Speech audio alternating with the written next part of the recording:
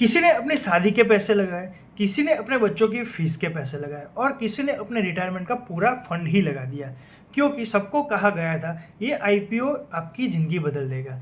लेकिन कुछ ही महीनों में लोगों ने करोड़ों रुपये डुबा दिए। इंडिया के स्टॉक मार्केट हिस्ट्री में कुछ आईपीओ ऐसे आए हैं जिन्होंने सपने नहीं बल्कि तबाही दी।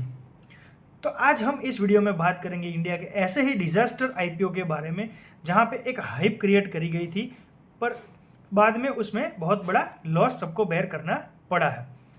तो हम बात करेंगे ऐसे फर्स्ट स्टॉक के बारे में जिसका नाम है पेटीएम आईपीओ डिजास्टर। नवंबर 2021 की बात है।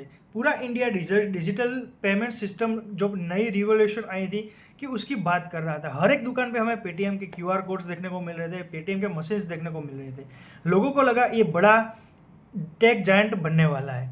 आईपीओ आया, वैल्यूएशन भी लगभग 1,39,000 करोड़ के आसपास आई थी।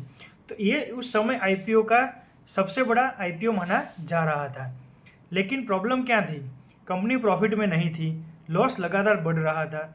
फिर भी हाइप इतनी थी, रिटेल इन्वेस्टर टूट पड़े। एक्सपर्ट्स टीवी पर बोल रहे थे इंडिया का फ्यूचर यही है। लेकिन लिस्टिंग डे पर जो हुआ उसने पूरा हिस्ट्री ही बदल दिया।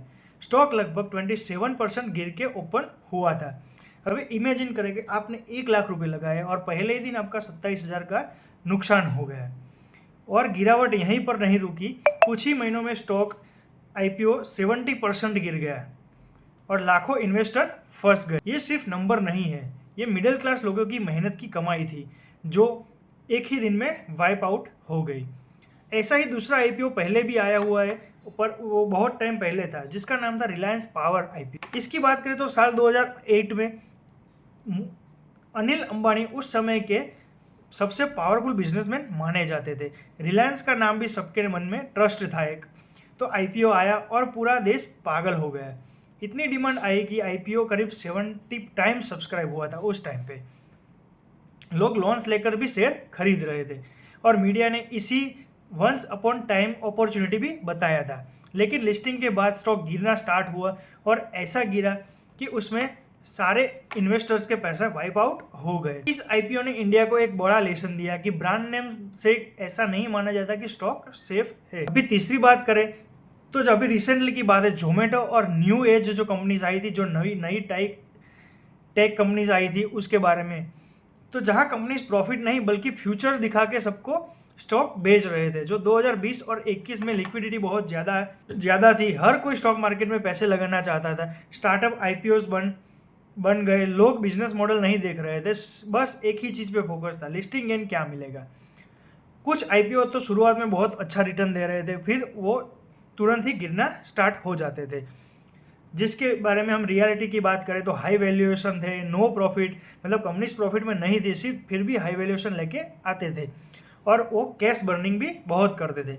मतलब जो मार्केट से पैसे उठाए उसको बर्न किया और सेल्स जनरेट किया और सेल्स के बेस पे वो लोग वैल्यूएशन लेके आ जाते थे। पर अगर बात करें कि why people keep following for IPO hype, तो मतलब पब्लिक क्यों आईपीओ की हाइप के पीछे भाग रही है। बड़ा सवाल ये है कि इस बार लॉस होने के बाद भी, इतना लॉस होने के बाद भी पब्लिक आईपीओ के पीछे क्यों फंस जाते हैं।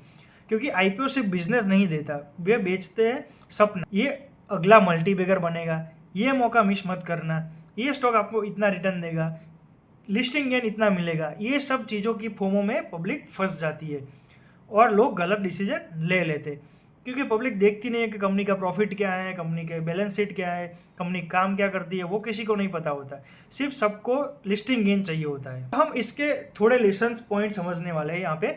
तो सिर्फ ब्रांड देखकर इन्वेस्ट मत करिए। मतलब कोई रिलायंस है या कोई दूसरी कंपनी है, तीसरी कंपनी है जो कि ब्रांड इमेज है, तो मतलब नाम देख के आप इन्वेस्ट मत करिए। पहले अपना वैल्यूएशन देखिए, कंपनी का प्रॉफिट कितना है, कंपनी क्या काम करती है, वो सब देखिए। प्रॉफिटेबिलिटी चेक करिए कंपनी का, उसका वैल्यूएशन समझो, वैल्यूएशन मेथड समझो। फिर मार्केट में सब लोग बोल रहे हैं कि ये खरीद लो, ये ले लो, ये रिटर्न देने वाला है, तो मतलब पहले आप रिसर्च करो, देखो कि इसमें सच में रिटर्न मिलने वाला है कि नहीं। दूसरे लोग जो पैसे लगा रहे हैं उससे एक्साइटमेंट में आके खुद पैसे मत लगाओ। सही बात है, स्टॉक मार्केट पैसे बनाने की मशीन है, लेकिन सिर्फ उनके लिए जो पेशेंस और रिसर्च से काम करते हैं।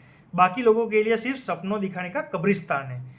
तो अगली बार जब आईपीओ आए तो पूरा इंटरनेट बोले कि ये गारंटीड पैसा है, तो एक बार रुक कर जरूर सोचिए कहीं हिस्ट्री फिर से रिपीट ना हो। अगर आपको ऐसी ही रियल फाइनेंस की स्टोरीज पसंद है तो वीडियो को लाइक करें और चैनल को सब्सक्राइब करें और कमेंट करके बताइए आपको सबसे बड़ा डिजास्टर आईपीओ कौन सा लग रहा है। अगर आपको मेरा वीडियो अच्छा लगा हो तो लाइक कर दीजिए और चैनल को सब्सक्राइब कर दीजिए। Thanks for watching all video.